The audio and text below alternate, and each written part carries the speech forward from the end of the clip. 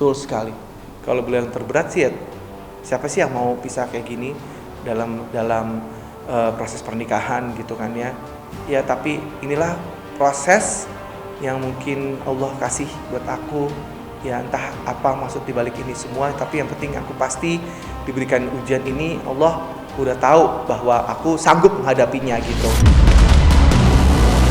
Kenapa ini mesti terjadi gitu di keluarga kita gitu? Kasihankah sama anak-anak kah gitu? Kalau dibilang kasihan sama anak-anak, aku kasihan ya. Mereka harus, mungkin mereka nggak akan pernah kehilangan kasih sayang aku sih. Sampai akhir hayat aku akan terus, anak-anak aku urusin, aku sayangin ya, untuk Daphne sama Abel. Bahkan kalau Dila butuh apa-apa pun juga aku masih mau kok untuk bantu. Kadang suka menyayangkan hal ini bisa terjadi gitu. Siapa sih yang mau bercerai gitu? Saya nggak mau sebenarnya. Cuman ya pada saat itu akhirnya kata itu tercetus. Ya saya langsung, ya kalau memang begitu maunya, ayo deh. Ya mungkin ini jalan yang terbaik dulu gitu. Ya siapa sih yang mau berpisah sebenarnya? Tapi mungkin ini yang terbaik saat ini, kita jalanin dulu gitu.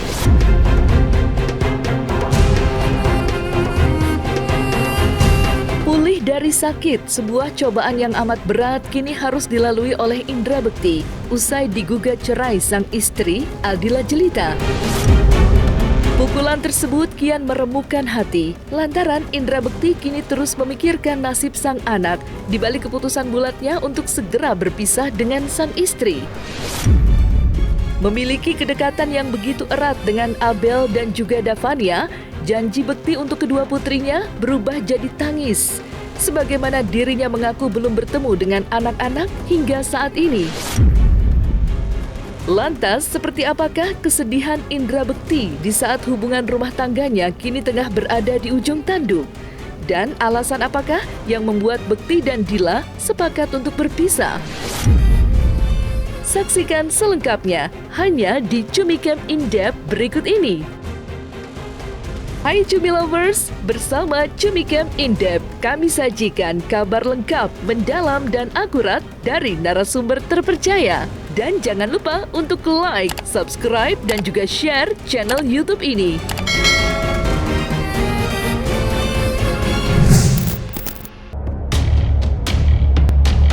Musibah menerpa, banyak hikmah yang didapat oleh sosok Indra Bekti usai mengalami pendarahan pada otak pada 28 Desember 2022 lalu.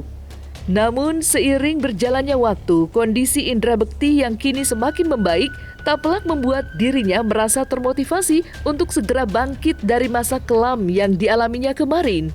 Tak bisa lupa akan kejadian naas yang menghantam dirinya kala itu. Hal tersebut pun menjadi sebuah kisah yang tak akan pernah luput dari ingatan dan terus membekas dalam benak dan pikirannya selama ini. Lantas, seperti apakah curhat Indra Bekti perihal pengalaman serta perjuangannya dalam menjalani recovery yang dilakukannya selama ini? Jadi gara-gara entah kenapa tanggal 28 Desember itu aku bukan pecah ketuban ya, bukan ya, pecah pembuluh darah di otak kiri sini, sebelah sini nih. Terus itu membanjiri mata aku. Jadi aku kemarin sempat ini matanya nggak lihat, sempat, tapi langsung dibenerin, langsung operasi ya gitu. Makanya matanya kalau boleh dilihat, mungkin kalau di close up ini matanya ada merah-merahnya, itu adalah hasil operasi. Tapi insya Allah ini bisa segera sembuh. Nanti bulan Maret ya, ini April, tindakan untuk yang sebelah kanan. Jadi sebelah kanan ini aku bisa lihat tapi ketutup selaput gitu. Jadi ya kalau aku begini nih, Ini ketutup selaput jadi ya burem jadinya gitu. Kalau ini kelihatan jelas tapi ada sedikit scratch mungkin ya di belakang ini, jadi hidungnya ini nggak kelihatan hidungnya. Ini maksudnya lagi dikasih hadiah Allah apa gitu, aku nggak ngerti juga ya. Maksudnya kok pas ulang tahun dapat kado ini gitu ya. Dan lagi kerja juga, itu lagi siaran radio, aku ke kamar mandi, terus akunya tiba-tiba kolaps gitu ya. Nah, tapi besokannya langsung ada tindakan, aku udah bisa sadar sih sebenarnya. Nah, jadi yang kita lakukan adalah tentunya recovery nih sekarang. Recovery, alhamdulillah bisa berjalan dengan lancar. Kita sampai ada infus ya, infus untuk sampai 10 kali infusnya setiap hari tuh, 10 hari itu infus terus, infus untuk membuat supaya sinkron antara otak sama badan kita. Terus juga udah gitu dibenerin juga nanti untuk matanya ini supaya bisa melihat dengan baik juga, itu ada dengan infus dan juga tindakan-tindakan lainnya dari dokter gitu. Ya pastinya kita ini memulai new indra gitu ya, memulai semuanya, segala sesuatunya memang dari awal gitu ya, apapun itu kita start over lagi dari nol. Nah itu dia, aku ini memorinya ada yang short memory loss gitu ya. Entah itu karena mungkin pecah pembuluh darahnya di otak, ada memori-memori yang hilang-hilang tuh. Aku pokoknya Desember awal sampai operasi aku nggak ada yang aku ingat. Terus kemudian Januari juga aku lost itu, sampai akhirnya yang aku terbangun itu di rumah sakit ya, Abdi Waluyo. Ya, adaptasinya adalah ini, mata nih kalau misalnya akhirnya sudah melihat yang sebelah kiri ini, yang ini belum kan ya. Jadi aku harus benar-benar hati-hati, aku harus jalan dengan baik ya. Terus kemudian dia nih manajer aku kemarin juga istriku juga nolongin juga gitu, jalannya kemana, arahnya kemana, teman-teman sahabat semuanya benar-benar support banget untuk aku bisa cepat sembuh aja gitu, kayak gitu sih. Jadi saat ini yang aku lakukan adalah tetap harus berpikiran sehat, berpikiran positif, bahwa bisa sembuh itu terus yang diminta nih sama teman-teman. Oke, yuk Dek gitu kan, kalau dipanggil Adek nih sama sahabat-sahabat, lo harus kuat, lo harus bisa melewati ini, semangat terus pokoknya, jangan sampai lo kalah sama penyakit lo gitu ya. Jadi makanya aku tuh diberikan semangat kayak gitu ya, aku juga semangat juga kan, karena ya tentunya aku masih ada anak juga yang mesti diempanin ya gitu kan, untuk sekolahnya, untuk apanya gitu. Terus ya alhamdulillah sih, insya Allah bisa kembali lagi, ini udah sehat ya, tinggal mata doang aja yang ini bulan April yang akan ini. Jadi kalau aku lihat diri ini ketutup selaput itu kan ya, ini mau diangkat selaputnya, insya Allah bisa normal lagi. Takut, khawatir, senang, bahagia, terharu, terhura, ternyata semua jadi satu. Ya kan kita semua juga tahu bahwa Bekti bukan mengalami musibah kecil ya di Desember kemarin. Musibah besar yang membuat saya pribadi sebagai salah satu sahabatnya terpukul, down. Makanya tadi kalau kita dampingi, kita temenin itu bukan apa-apa supaya takut kalau Bekti mendadak kecapean, karena kan dia juga stamina masih belum stabil. Kalau Bekti kecapean, kita mesti ingetin dia mesti duduk. Kalau dia terlalu over, takutnya kan dia pusing lagi atau segala macam. Apalagi kan dia baru seminggu ini operasi mata kan yang sebelah kiri. Itu ya memang dia harus bekerja ya untuk dirinya dia sendiri lah terutama gitu ya. Dan kalau dia memang punya kewajiban-kewajiban yang lain ya itu harus dia yang selesaikan.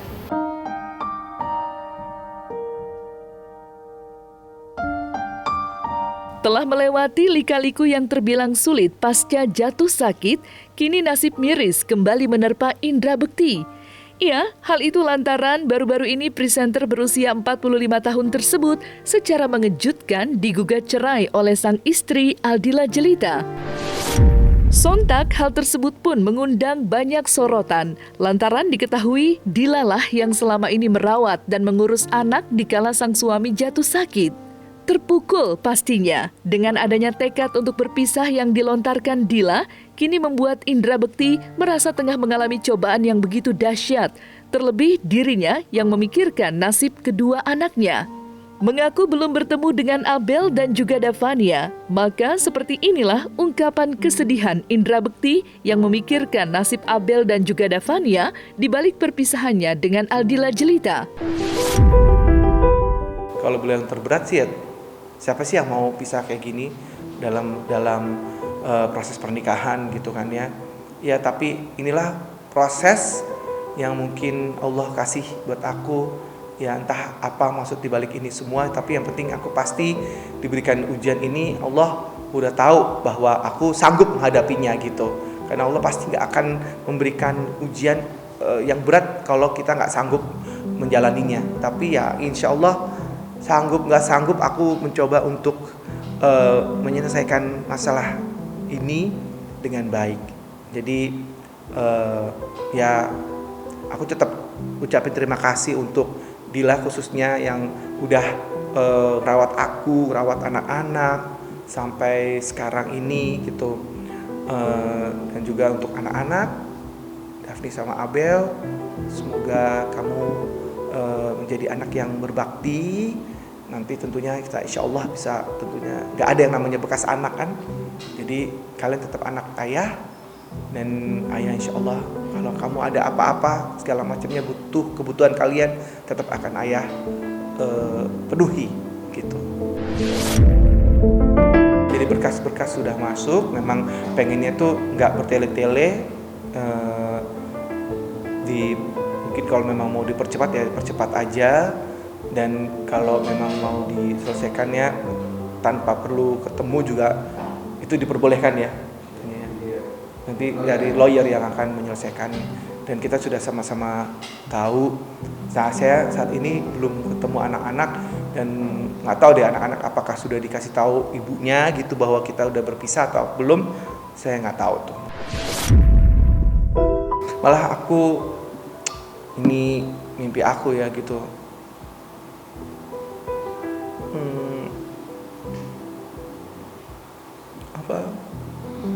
Mudah-mudahan ini sih nggak terjadi ya.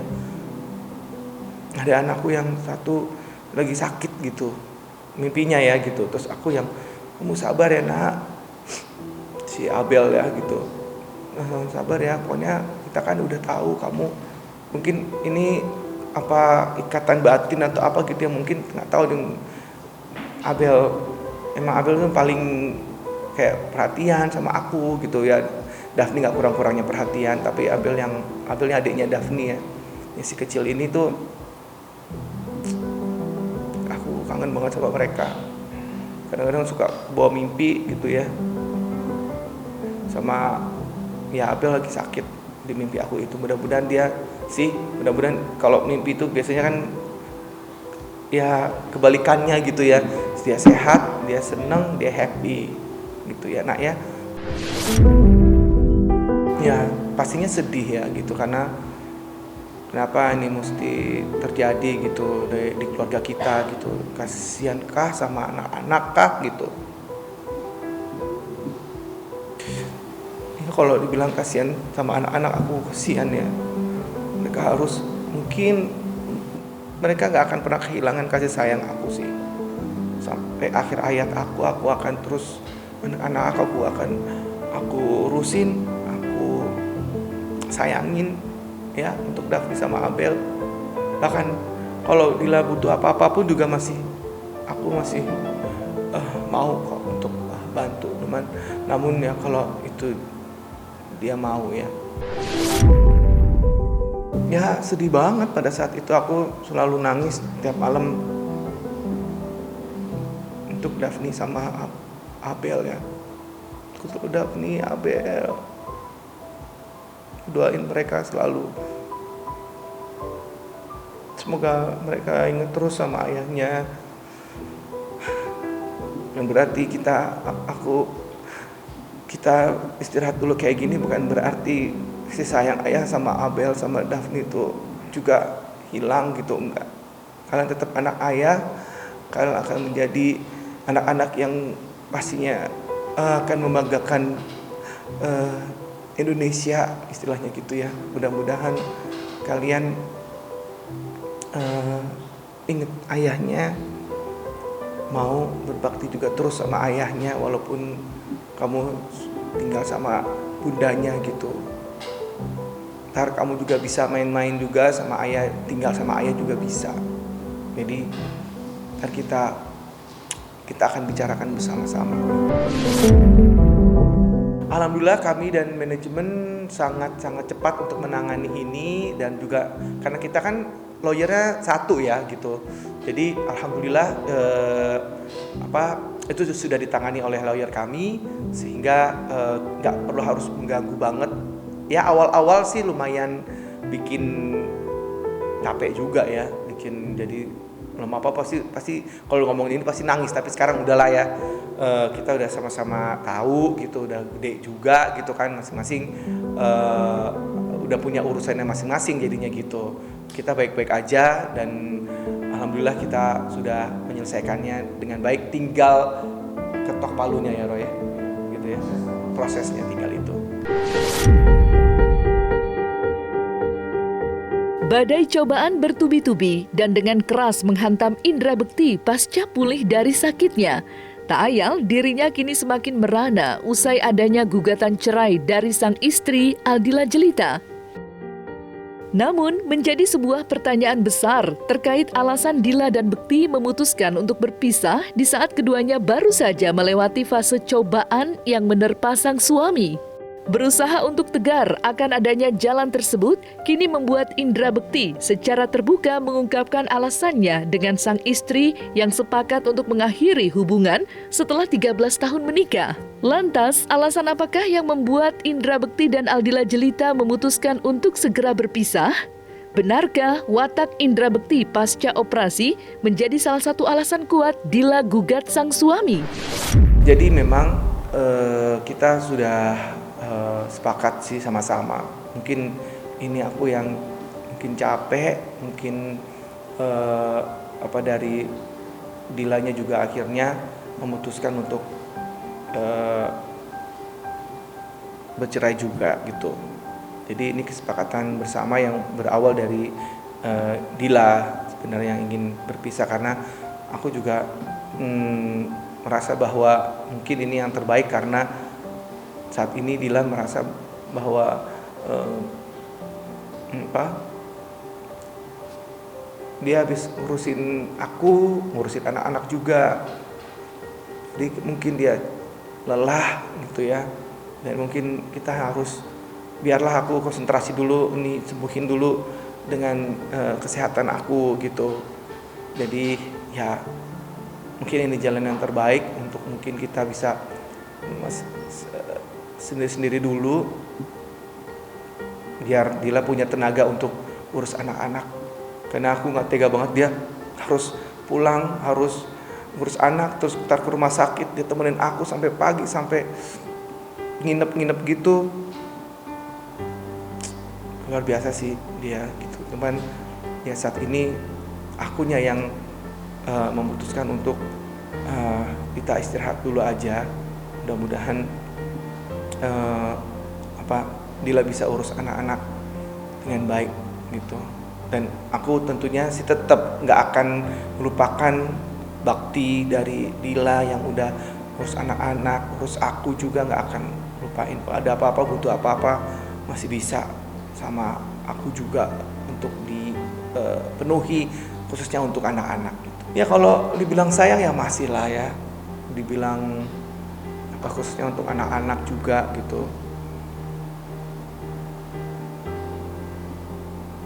Kadang suka menyayangkan hal ini bisa terjadi gitu. Siapa sih yang mau bercerai gitu? Saya nggak mau sebenarnya. Cuman ya pada saat itu akhirnya kata itu tercetus, ya saya langsung, ya kalau memang begitu maunya, ayo deh. Mungkin bisa jadi salah satu, ya karena aku memang fasih gitu, jadi yang Dila pun mengakui bahwa aku pasca operasi itu yang kayak cerewet, minta ini minta itu sama dia gitu, makanya aku yang jadi akhirnya mau pada saat udah mulai membaik ini, aku takut malah jadi lebih demanding lagi lah gitu kan ya. Jadi ya pada saat kita saling berselisih paham gitu mungkin tentang apapun itu, aku langsung yang ya udah kita ya, sampai akhirnya dia mengatakan untuk berpisah dulu gitu, dan aku ya mungkin ini jalan yang terbaik dulu gitu.